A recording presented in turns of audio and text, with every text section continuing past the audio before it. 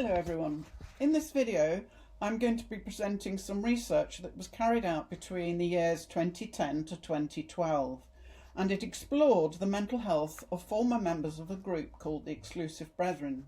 Now, in their early days this group were against giving themselves a name because they had separated from the established churches, so they took a very anti-sectarian stance and said no name. This continued for the next 180 years when in November 2012 they renamed themselves the Plymouth Brethren Christian Church. Over the years in between, various names have been used for them by former members, members of the public, and so on, and there is a list of those here. I'm still going to call them the Exclusive Brethren because that is the name which is used most commonly in reference to this group. In this slide, Berlin could well have been talking about the many millions of people worldwide who get caught up in cultic groups, or they're born into these cultic groups. And most high-demand groups, including the Exclusive Brethren, believe that they are in the sole possession of the truth, and that anyone who disagrees cannot be right and needs suppressing. Now, I began writing this paper sitting on a bench in a peaceful sunny wood. It was a Sunday, and I reflected back 53 years to the time when my Sundays were taken up with morning meetings, back home for roast dinners, afternoon meetings, back home for tea, followed by the evening gospel. Those times of the meetings have changed since then, but I also left in 1960 when my family left. It was a very structured day and not much fun for a little girl. I thought about how things have changed since then, how their doctrines have become more and more harsh, it would seem, more and more about telling members what to be and how to do, dividing families, including my own, leading thousands to leave over the years, bringing in new doctrines that some people just felt they couldn't go along with. So in late 2009, I decided to replicate a study I first carried out in 1993, and some of you who are listening may have taken part in that. In 2010, this new piece of research, which was a replication, as I've said, was eventually started. I was working with a former colleague of mine at the university where he was now working, and it was fairly clear that his university would provide the ethics approval process, the funding for the questionnaires, the account with SurveyMonkey, and he would also do the statistical analysis. I would provide the participants and manage the collection of data. We would jointly write the papers, and we always intended that he would be standing next to me at any conference that this paper was to be presented at. But in October of 2012, I received a letter from the Exclusive Brethren, well, from their lawyers actually, that set in motion a whole train of events. Having warned the university that this might happen, I did not hesitate to send them this lawyer's letter. Their reaction was to instantly close the research. And the only way I could get access to this data was to agree never to mention their name again in connection with the research, which I haven't, but others have. So quickly, this is what I'm covering today. Just very briefly about who the Exclusive Brethren are, something about the research and the results, and the limitations of this research. All research has limitations, by the way. Just briefly, some definitions. First generation adults, FGA, are those who join a group and lead as adults. Second generation adults, SGA, are those who are born into a cultic group and leave as adults. I have coined a new phrase, a new acronym, the MGA, is multi-generation adults, because I'm very aware that a lot of people that are born into cultic groups actually have parents who are born into the group, maybe even grandparents that are born into the group. So it goes back a long way. High demand groups are those that have a strong ideology. They have high demands of commitment issuing from that ideology.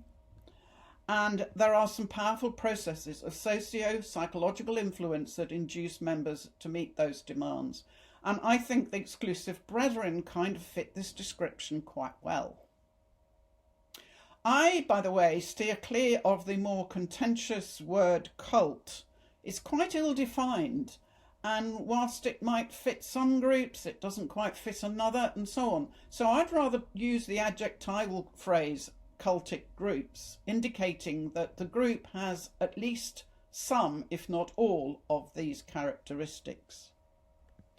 You will, of course, remember Jonestown. Can you see the little child lying between his parents? These are what people normally think of when we talk about cults. The Waco siege in 1993. The deaths included 20 children. Heaven's Gate in 1997, which was an American religious doomsday cult.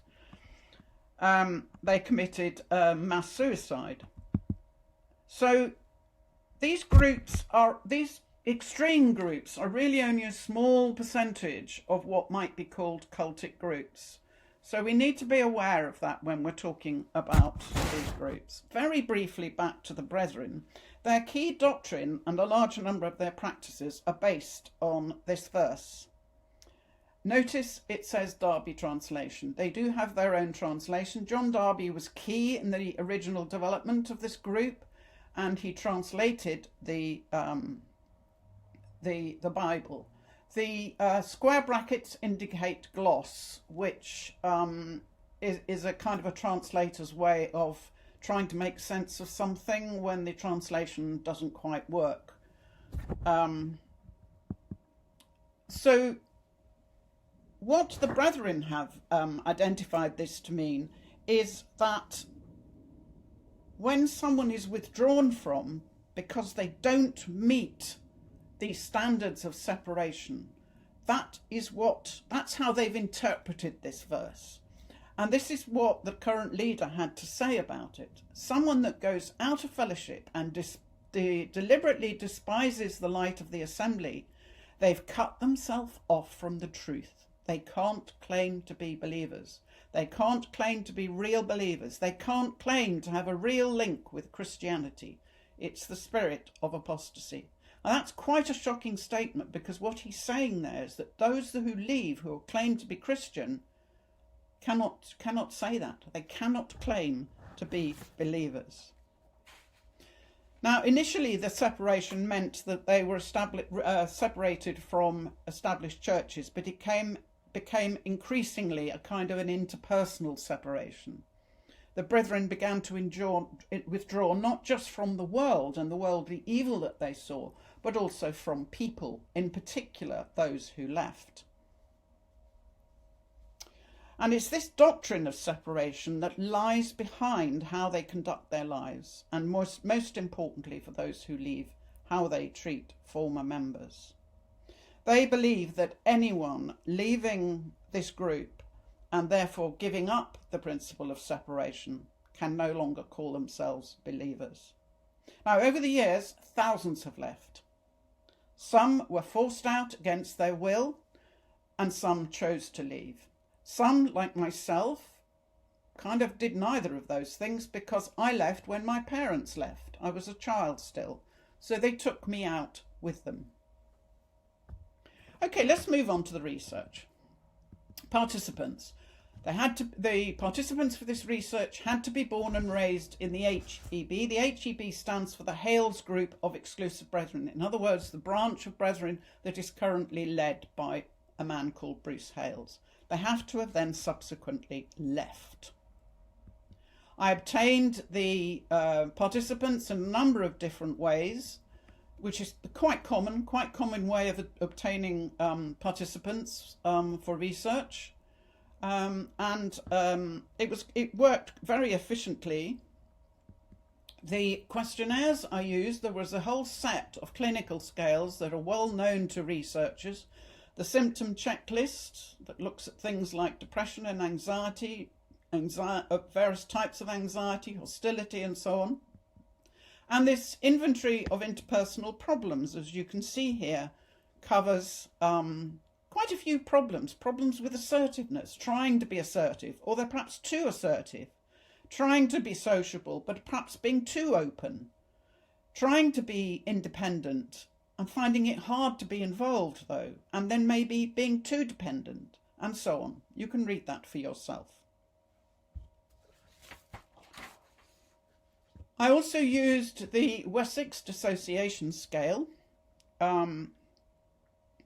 This measures levels and type of dissociation that you obviously quite frequently rather find when someone has been traumatized. And also the Davidson Trauma Scale to see if I could identify how much trauma there was in this group of people. There are also some non-clinical scales which I'm not going to refer to today in this paper. The Group Psychological Abuse Scale simply measures certain aspects of a high demand group. It's been used quite extensively. And the Extent of Group Identity Scale measures a participant's level of identification with the group. There was also a biographical and demographical questionnaire. Ethical approval was obtained, of course, we all have to do this, and it's quite right that it is done. And there's the rest of the important things relating to the research, in case you're a researcher and are curious. Okay, let's go to the findings because they're really interesting. Starting first of all with the descriptive statistics. I had 276 people who responded and partially or fully completed the questionnaires. 12 of these people were not actually former Hales exclusive brethren, but some other brethren group. So I had in the end 264 participants to analyse. And of these, the larger quantity of people were actually male, 64%. That's quite high. This may reflect the real pattern that more men leave than women. It may be that men and women, because they have different roles in the brethren, perhaps men find it easier to leave than the women, who tend to be quite repressed sometimes and have to do what their husbands expect of them, for example. Or it may just be something in the sampling procedure that threw up this imbalance between the genders.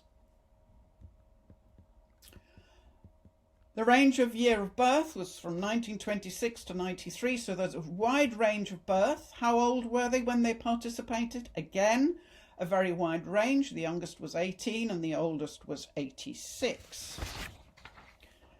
They left in, again, quite a wide range between 1954 and 2012, and they were aged 7 when they left, right up to 55. So again, some very, very wide ranges. Were they in fellowship when they left? 93% were. And that is probably because even children now are considered to be in fellowship. By in fellowship, that means they've taken part in the breaking of bread or the Holy Communion on a Sunday morning, and they're therefore regarded as full members of the exclusive brethren. Okay, so the countries they were born in. 6 main countries, really, as you can see here. What we did first of all was to check that to see if there was any differences between these groups, because that's quite important if you want to put the whole sample together. And we found, in fact, that there was no significant difference on any of the scales between these groups. Now, one criticism of this type of research is that the sample is biased, and that's why we carried out that check. Another check we carried out is that there was a website called peebs.net that is no longer in existence. And we found that half of the sample were actually members of this group. So we wanted to see whether those that went to the website and spoke on the forum were perhaps particularly hostile, particularly wanting to badmouth the brethren, for want of a better term, and they joined the forums on this website in order to express that hostility. So it might have led, for example, to them exaggerating their psychological distress when they reported it. However, surprisingly, we found the opposite. All 4 of clinical measures were actually lower than for the PEBS.net. They were lower for the PEBS.net members than they were for the non-PEBS.net members, if you can keep up with me there. Sorry, it wasn't very clear. So, but that wasn't significant, but it does demonstrate that whether they were members of PEBS.net or not did not seriously affect the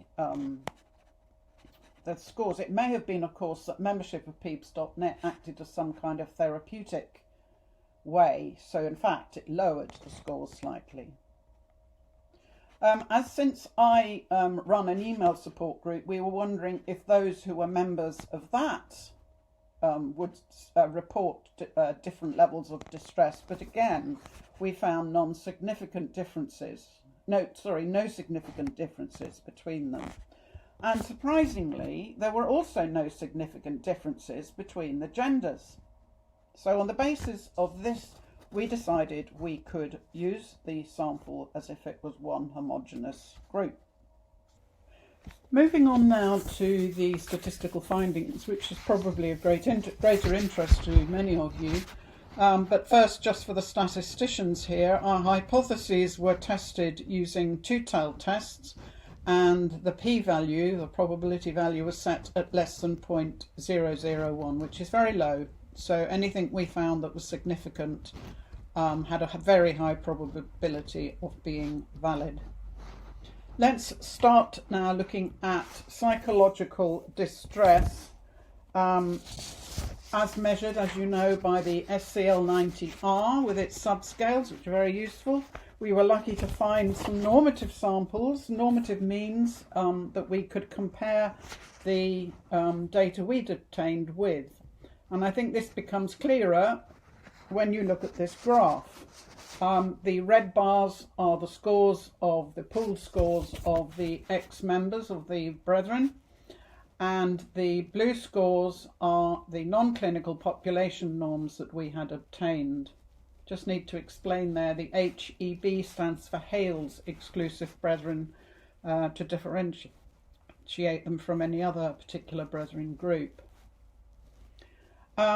Those leaving cultic groups often experience continual self-monitoring and very rigid self-control. So any thought or feeling or action can be deemed to be sinful without the person actually knowing whether it is or not, or even knowing why. And this may account for the elevated obsessive-compulsive scale to kind of illustrate that people were watchful. Was what they were doing all right or not? It does reflect a constant feeling of watchfulness and vigilance.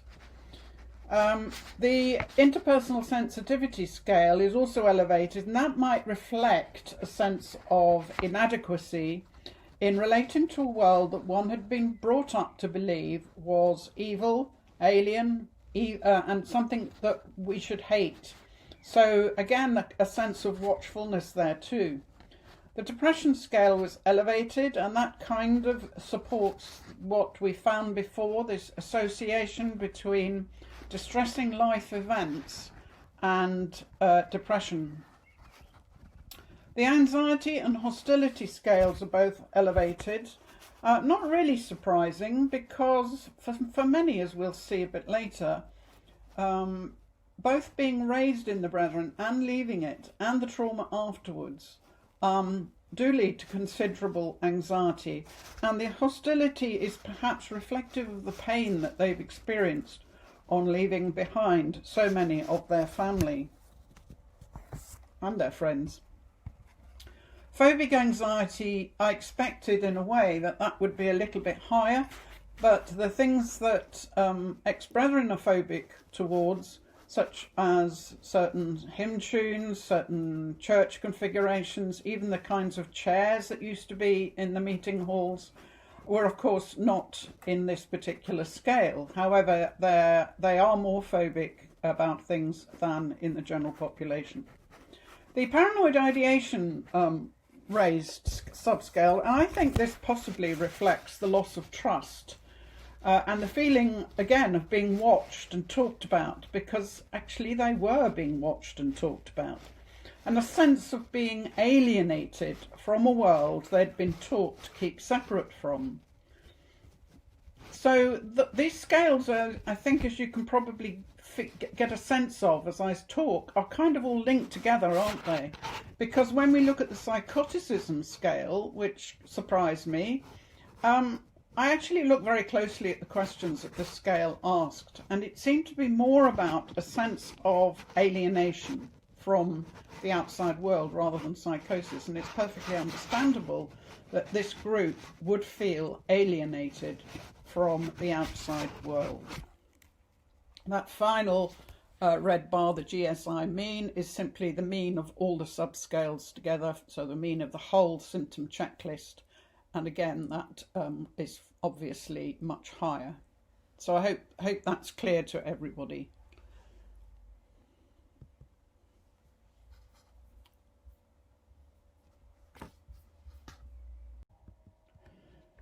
The inventory of interpersonal problems, as described earlier, again, we found a population norms. So the blue bars, again, are what you might expect to find in the general population, and the red bars are what the former brethren scored.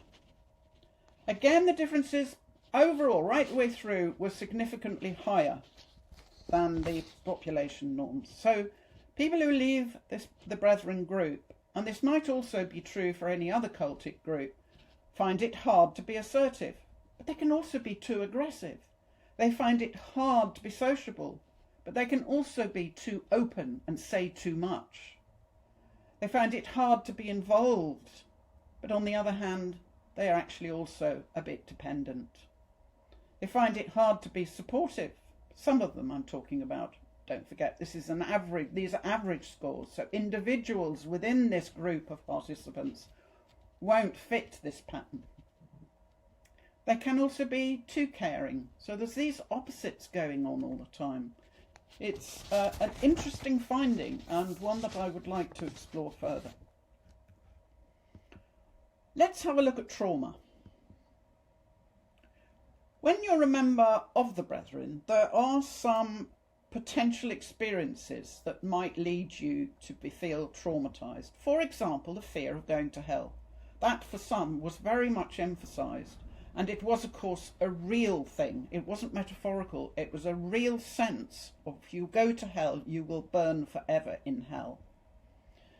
The brethren believe in the rapture, that those that are God's people will be raised in the air at some point, and anyone who doesn't believe in the Lord Jesus, for example, will be left behind. And that used to frighten the children, because we would wake in the night wondering in the silence whether our parents had been taken and we were left behind.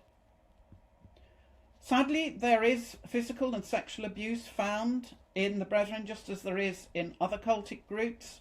We don't know the extent of it at all, but there was I will demonstrate to you that abuse is reported. And then when you leave, what happens what about then? What kind of traumas did you experience then? Well, quite obviously, it's a complete disruption of all areas of a person's life. There's huge loss, as I will describe in a moment. Loss of family, loss of employment, sometimes loss of their money, loss of their houses, loss of their whole social network, loss of their belief system, and so it goes on. I used the Davidson trauma scale, and in the general population, the scores for the general population on this scale are 11. But as you can see, in the former brethren, it was way up, 62. We used t-tests to examine this, and both kinds, and a 2 sample variance t-test as well. Both of them showed high statistical significance. In other words, we did have a population of people that looked very much like they were seriously traumatised. Now, I mentioned earlier that dissociation was a symptom, a common symptom of trauma. So I expected again to find significantly higher levels of dissociation in the Brethren group. And again, you can see that this is the case. But we have to review this with caution, because that population mean was actually taken from students. So we have to view those results with caution. But we will be exploring this together. But looking at both the trauma scales there, the Davidson trauma scale and this dissociation scale, the fact that the scores are higher on both indicates to me and to others it's quite good evidence that this sample of former brethren are experiencing trauma-related symptomatology. So here's the key findings. On the symptom checklist 90, all the subscales and the overall mean actually were significantly higher. Same on the inventory of interpersonal problems, if you remember. On the Davidson trauma scale, this was also significant. On the Wessex dissociation scale, it was probably significant, but we can't really draw any conclusions on that. So let's have a look at some of the factors. According to the social buffer theory, social support on leaving it might be significant because social support has been demonstrated to ameliorate or to soften the impact of distressing circumstances. So we looked at support on leaving. Did it help to leave alone or with others? There were two significant splits in the Brethren, one in 1960 when large numbers left as a group, and one in 1970 when again large numbers left in a group. So we were interested to see whether those that left in one of those two splits, when they left with other people, actually were doing better. Well, the trend was in the predicted direction, but it wasn't significant, so that didn't really tell us very much. So we wondered whether joining a church would help, because a church normally provides social support. But again, the trend was in the significant direction, but it wasn't significant. Well, what about support now? What sort of support might people have now? Well, maybe they still belong to a church.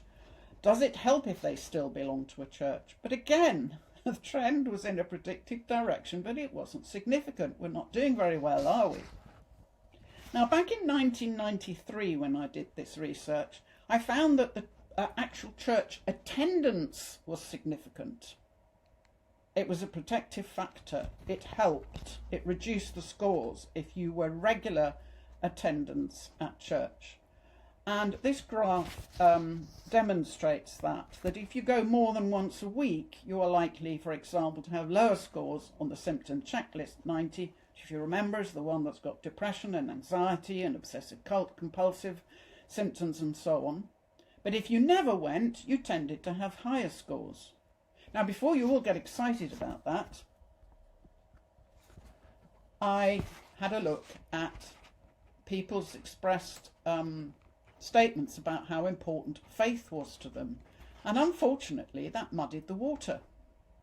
So those for whom it was very important against those who had no Christian faith at all, there was actually no difference. It goes up and down through that scale, as you can see, and it's really not relevant.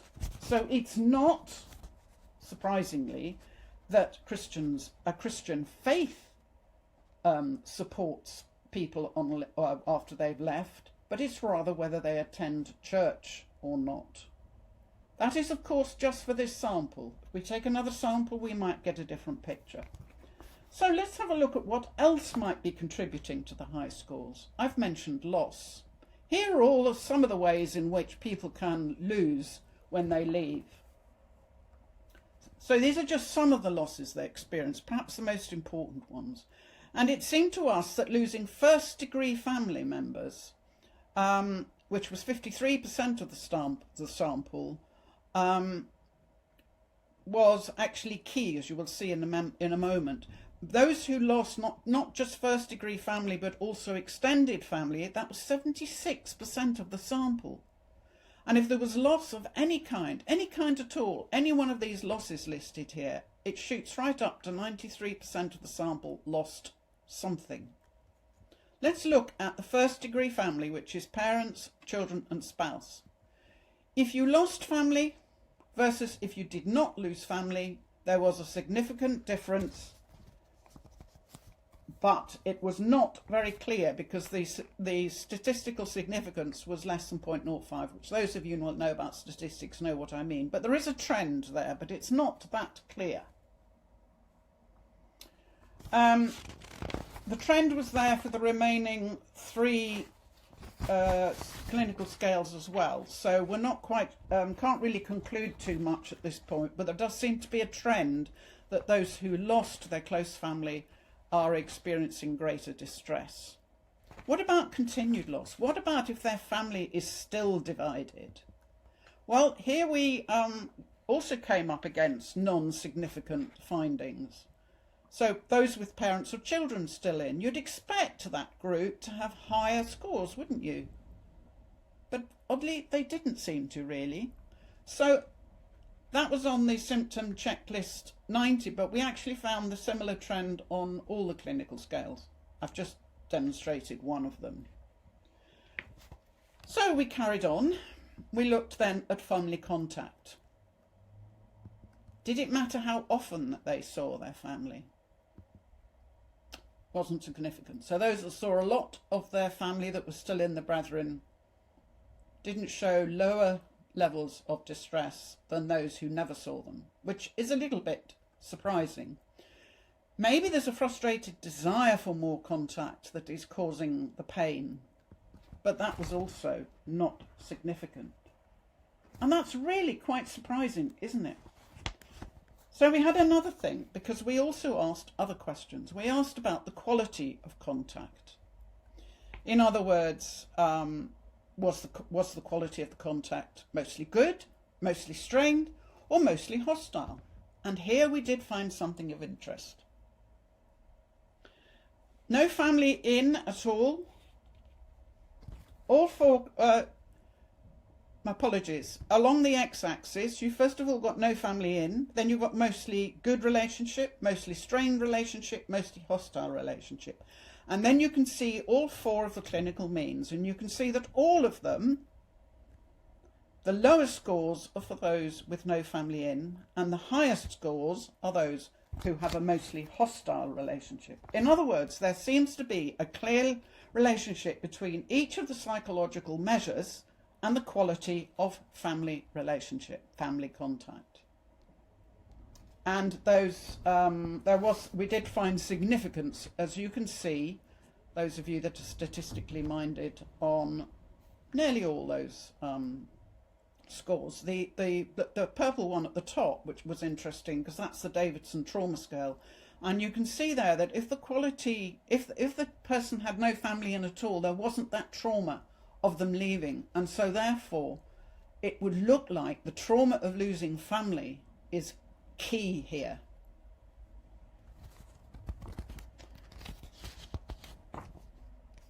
Most people, if not all, experience life events in their lives that can have a profound impact on their mental health. I'm going to consider just 2 of them. Child sexual abuse is one of them, and here's a definition of what we mean by that, which is sexual contact. This is what was in the Davidson Trauma Scale. So this does not include serious sexual assault, I think. It's a little bit unclear here exactly what is included.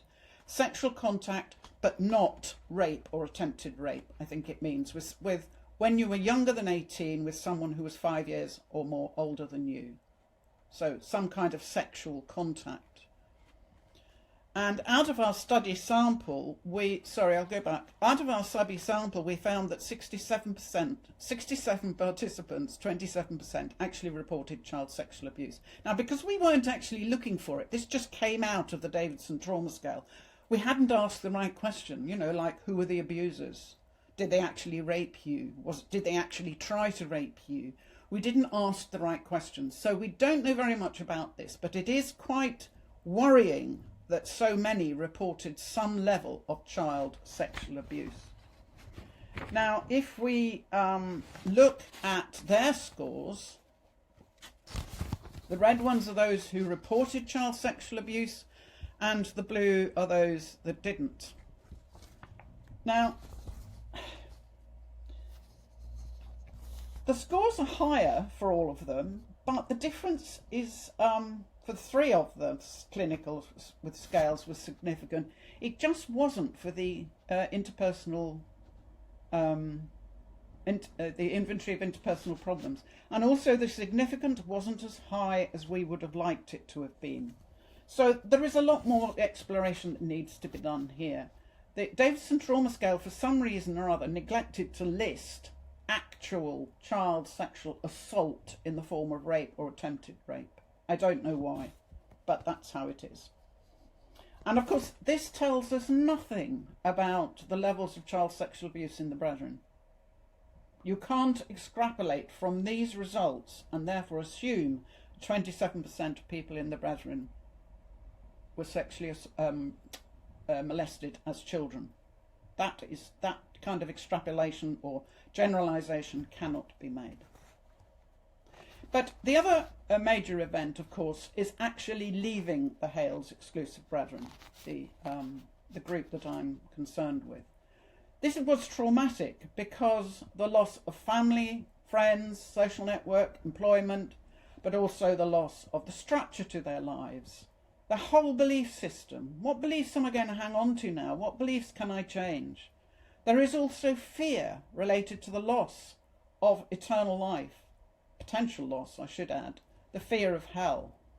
And the fear that when you leave a cultic group, the leader of that group or the leaders of that group may threaten you with dire consequences if you leave. Something terrible is going to happen to you. So there is a fear that these will come true. So participants, I asked all the participants to rate how distressing it was to leave the Exclusive Brethren on a 10-point scale, where 10 was extremely distressing and 1 was, oh yeah, it was distressing, but it was okay. And this is what I found. And you can see that the frequencies there, the vast majority found the distress on leaving right at the top. They experienced this as extremely distressing. Now, because we have a problem here, because they all reported distress, we can't compare them with those who left who didn't experience distress. So that gave us a bit of a problem. But then perhaps that's what we're doing when we compare, for example, the scores on the symptom checklist 90 with the general population. We're comparing a group like former members of a cultic group who are distressed when they leave and distressed when they're in the Brethren. They've experienced a lot of distress, as you can see here. We're comparing them with those who have not reported that level of distress. Those in the general population, in other words.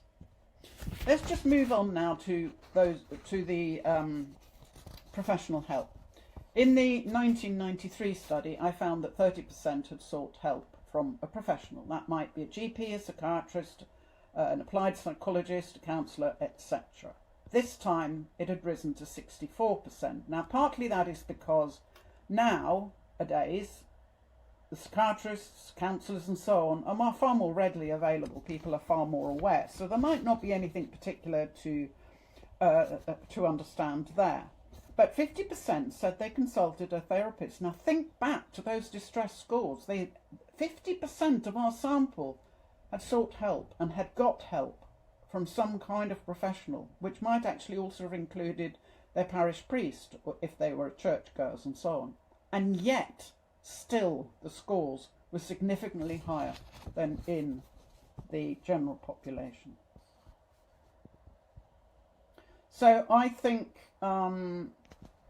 this is significant, and it's very important, because if this number of people are seeking help from therapists, and we need to make sure that the therapists understand what it's like to be raised in a cultic group, because they can't help otherwise. They need to understand how cultic groups work, so they need that education. and they need to hear the stories so that they get some sense of what it's like. They can truly be empathic.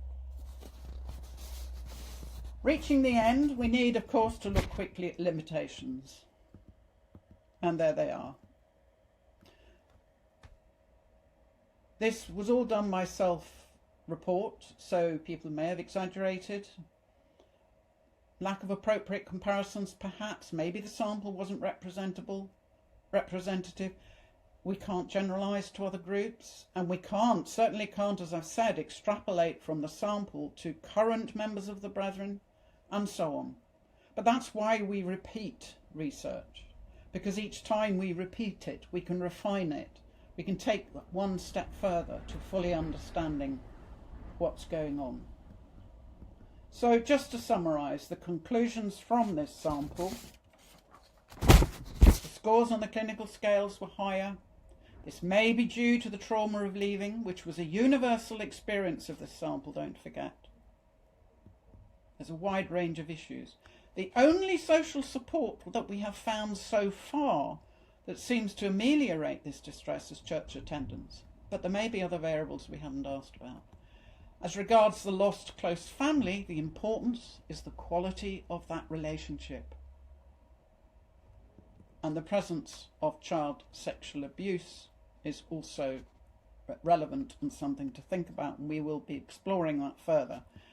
So the future directions are in fact to increase the sample size, to include a questionnaire on child sexual abuse, and we also want to expand the sample to include leavers from other groups so that we can compare leavers of Exclusive Brethren with leavers from, say, Jehovah's Witnesses or Scientology or the Moonies and so on. I hope this presentation has been helpful. If you wish to contact me, here is my email address. I hope to hear from some of you, but not too many of you all at once, please. I hope this has worked. I gave this presentation at a conference when, of course, I had 50 people maybe in front of me, which makes a huge difference. Right now, I'm talking to a screen. So it feels a little strange to me, but I hope you have understood. But please do email me any questions that you have. Thank you for listening.